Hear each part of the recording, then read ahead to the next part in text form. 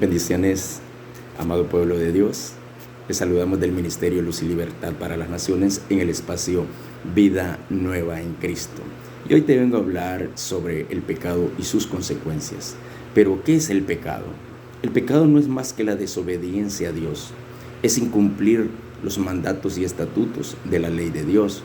Y por ende, cuando el pecado entra en una persona, entra en una familia, el pecado te roba el gozo, el pecado te roba la confianza, el pecado trae culpa, el pecado apaga el espíritu, el pecado causa dolor en el alma, el pecado abre la puerta a otros pecados, el pecado rompe la comunión con Dios.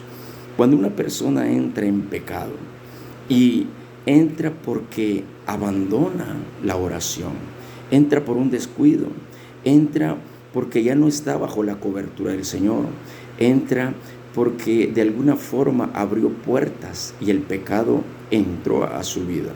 El rey David pecó. En 2 de Samuel 12:9, el profeta Natán le dice: ¿sabes, David, por qué pecaste? Porque se te olvidó orar, porque tuviste en poco la palabra. ¿Sabes por qué entró el pecado a tu vida? ¿Por qué dejaste de congregarte?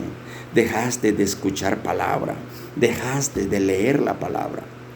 Por eso entró el pecado a tu vida, porque ya no andabas en el espíritu, andabas en la carne.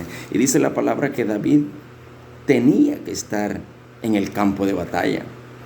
David descuidó su sacerdocio, descuidó su liderazgo y estaba en un terreno peligroso. David estaba donde no debería estar. Y dice que miró desde lejos a una mujer y se hizo de ella. Cometió adulterio y por ende cometió asesinato. Fue desleal, mintió. ¿Y cuáles fueron las consecuencias de ese pecado? Trajo muerte a su casa, hijos en contra de él. Murió su primogénito de la mujer en la cual le quitó al otro varón. Todos estos pecados traen consecuencias graves. Por eso el Señor te dice ahora: apártate del pecado. No sigas por ese camino es peligroso, te traerá consecuencias graves, muchas veces irremediables, muchas veces fatales. Ve, busca del Señor, lee la Biblia y verás que el Señor cambiará tu vida en esta mañana. Que Dios te bendiga.